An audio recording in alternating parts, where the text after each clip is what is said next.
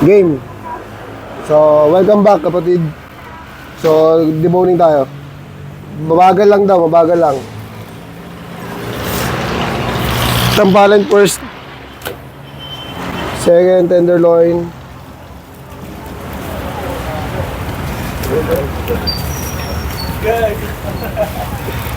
Next, itong taba, tsaka laman.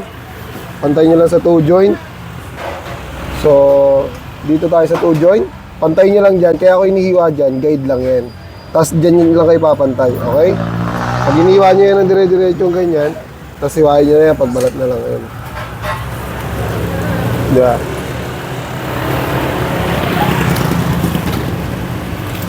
Okay.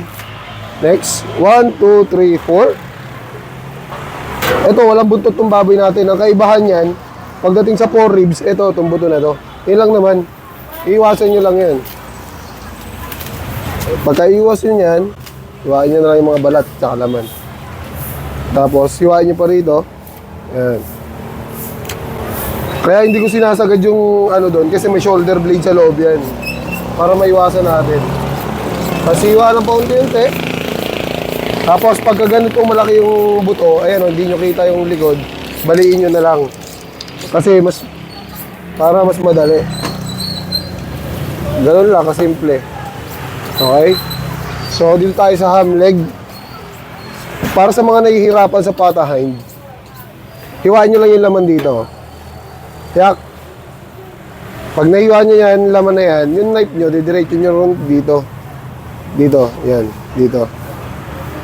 Pagka nahihirapan pa kayo, hiwain nyo pa ulit yung laman. Yan. Para maging guide nyo, hiwain nyo pa ulit yung laman.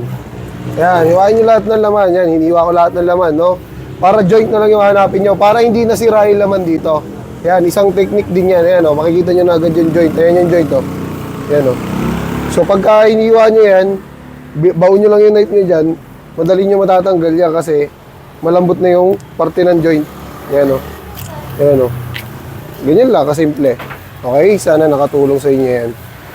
So, dito naman, sa H-bone natin, kaya sinagad ko yung pagtanggal ng tenderloin dito kasi ito na yung pinakang joint niyan, ito. Pag ginalaw-galaw nyo yan, makikita nyo yan, pag ginalaw-galaw nyo, ayan, oh. Diba? So, ito yung buto, 1 inch. Hiwain nyo lang yung laman na yan, makikita nyo na yung joint. Pag nakita nyo yung joint, pa-letter C lang, para matanggal yung litid sa loob, yung nakakapit. Yan, tanggal na yung litid. Tapos pwede na natin tanggalin to. May litid pa yan sa baba, hiwain nyo na rin, tapos sundan nyo lang yung buto rito palabas. Tapos dito naman sa kabila, papasok, adjust lang kayo ng 1 inch dito sa buto na to. Ayan. Kasi simula dyan sa buto na yan, ito itong buto na to, buto pa rin yan sa ilalim, ito, hanggang dito. Kaya iikot nyo yan dyan. Okay, kaya tayo may adjust na 1 inch. Para maiwasan nyo itong buto sa ilalim, ito. Kasi dito yan, o, yan, o. Buto yan. Tapos, tatanggalin na natin to.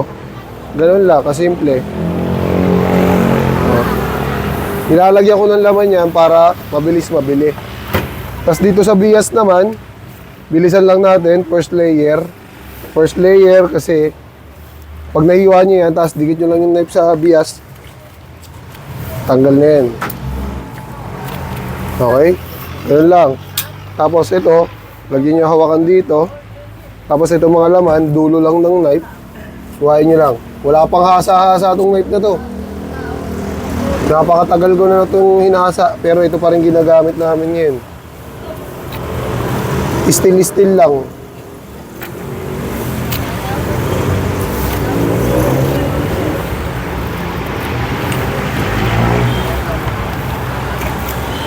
Yung iba dito nagtatanggal, no? Pero kasi pagdating nyo ng abroad, dito talaga ang tanggalan ng bias. Ayan. Tatanggalin nyo lang dito yung makapal na litid. Pakita ko sa inyo. Ayan, yung makapal na litid na yan. Pag natanggal nyo yung makapal na litid na yan, dire-diretso yan. Ayan. Ayan, o. Diba? Kayo lang umahawak dun, eh. So, tapos na tayo dito sa bias, sa arm leg. Dito naman tayo sa shoulder. Itong shoulder, nilalagyan ko ng malaking laman to kapag walang buntot yung baboy para meron laman yung soft bone natin. Tapos may layer lang yan.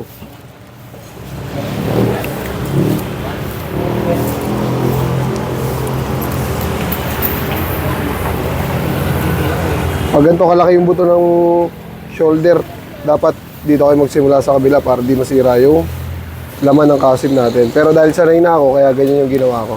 Okay? So, yan. Dito tayo sa exciting part.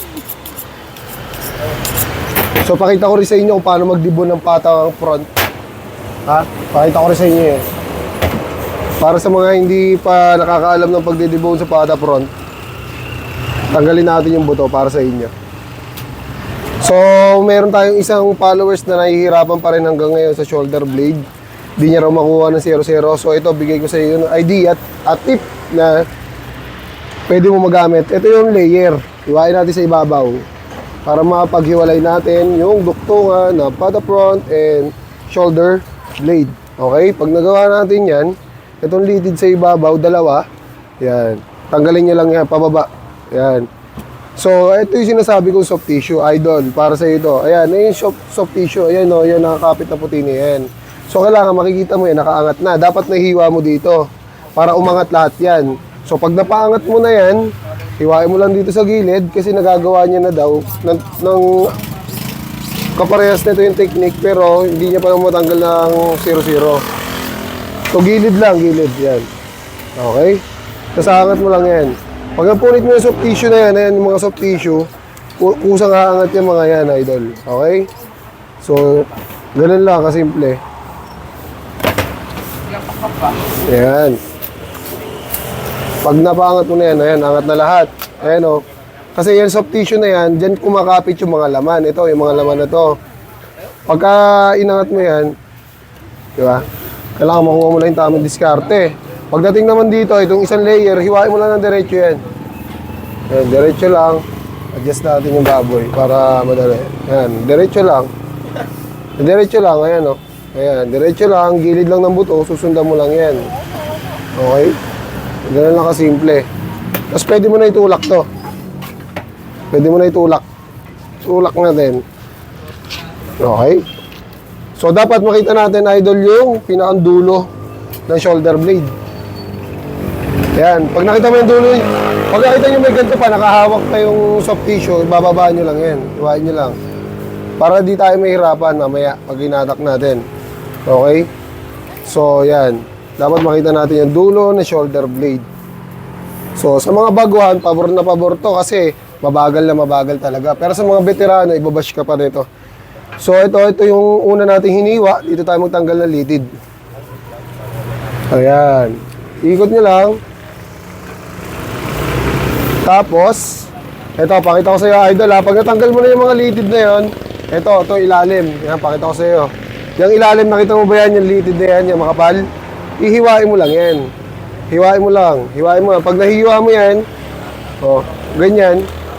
Tapos hiwain mo lang tong buto. Yan, hiwain mo lang paikot, pag ganyan. Tapos pwede mo lang hatakin yan. Pag hinatak mo yan, iwan lahat ng laman yan. Ganun lang kasimple, idol. So, sana nakatulong sa iyo yun. Okay? Baka doon ka kasi sa ilalim na ihirapan. Ito, wag mo na iintindihin niya kung may naiwan dyan sa gilid. Ang importante, makuha mo yung technique. Okay? Ganun lang, kasimple, idol. Sana nakatulong sa iyo yun. Tapos ito naman sa pata front. Sa pata front, ito, pakita ko na rin sa inyo. Hiniwalay ko yung laman para makita nyo yung layer. Okay? Ito yung layer, yan puti na yan. Hiwain natin. Kasi may buto dyan, malaki, dalawa ito. So, gigitnaan nyo yan. Okay? Gitnaan nyo yan. Tapos, sundan nyo yung layer. Kasi, yun yung kinakapitan ng buto. Ayan o. Pag nakita nyo yung buto, ayan, ayan yung buto. Yung knife, dagger. Tapos, paangat lang. Isang angat lang yan. Ganun lang, kasimple. Okay? Tapos, pagdating naman dito, dikit lang sa buto. May buto rito malaki, iwasan nyo lang yan. Yan, oh. Okay? Basta na yung knife nyo, nakadikit lang sa buto. Tapos, ikot nyo lang dito yung knife sa ilalim. Yan, ikot nyo lang. Tanggalin nyo naman yung mga laman sa ilalim. Yan. Para wala matira. And then, pag nagawa nyo na yun, sa ilalim lang ng siko, pantayan nyo lang na hiwa. Ayan. Tapos paikot lang. Ganun lang kasimple. Okay? So, nakatulong sana lahat sa baguhan. And peace out.